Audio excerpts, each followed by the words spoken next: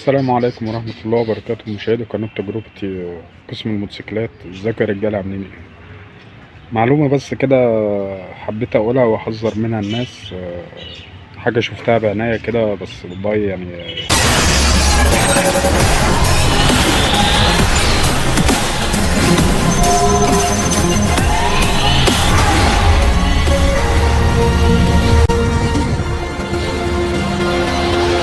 صاحب الموتوسيكل بصراحة صعب عليا، راح الواحد كنت قاعد على قهوة كده بريح الموتوسيكل شوية، فكان قصادي مركز تغيير زيوت وكده، وواحد بموتوسيكل هوجن 4 كده واقف بيغير زيت. فلقيت الراجل مغيرش من الطبة اللي تحت، لقيته غير من الطبة اللي في الجنب اللي هي بتاعت مصفة الزيت دي بتبقى في المكن زي الداين 4 والهوجن 4 والمكن الصيني عامة، اللي هي الموديلات غير الداين 6 والفيجوري والحاجات ديت، بتلاقي الطبة بتاعت المصفى في الجنب كده زي البوكسر برضو وكده. فلقيت الراجل راح يعني الله يبارك له فك الطبة دي وحط البتاعة بتاعت الزيت تحت وبس، ولا شال السوستة ولا خرج المصفى، مايل البتاعة كده، راح منزلها شوية زيت وراح مرجع المكنة تاني، راح زائق السوستة، حط الطبة، خلاص كده.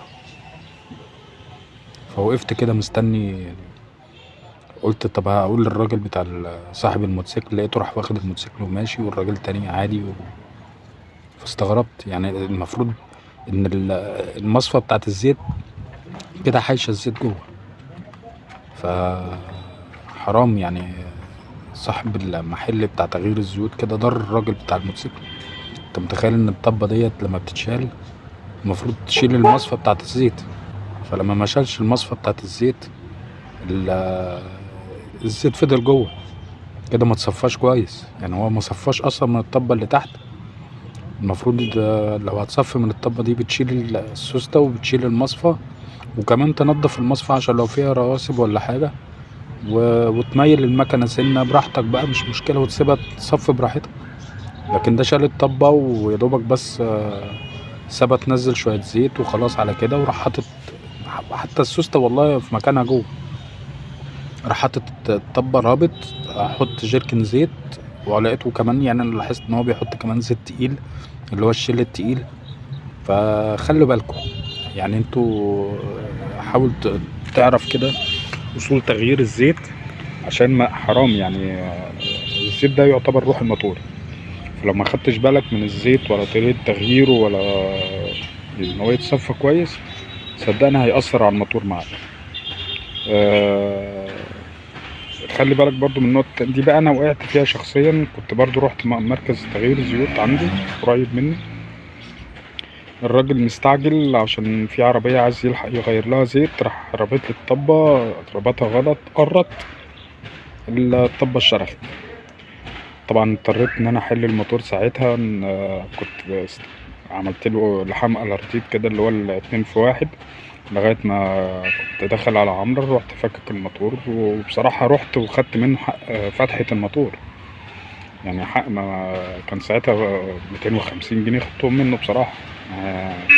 حرام يعني، ضرني ودخلني في تكلفة وانا في غنى عنها. فخلي بالكم لما تيجوا تغيروا زيت، يا اما تغيروه بايديكم وتكونوا عارفين كويس تغيروه، او تروحوا المركز تغيير زيوت يكون في ناس فاهمه وكويسه. يعني في ناس كده بسم الله ما شاء الله، زي مراكز الشيمي كده انا بتعامل معاهم، ناس بصراحه بيشغلوا صناعيه عندهم.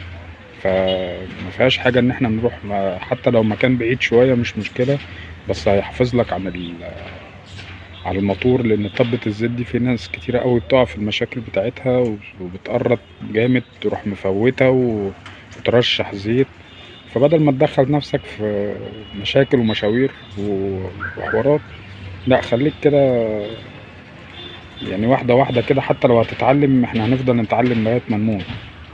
فلما تعرف الحاجة وأصولها وتظبيطها هترتاح بعد كده. يا رب يكون بس استفدتم من الفيديو، واشوفكم في فيديو جديد ان شاء الله. والسلام عليكم ورحمة الله وبركاته.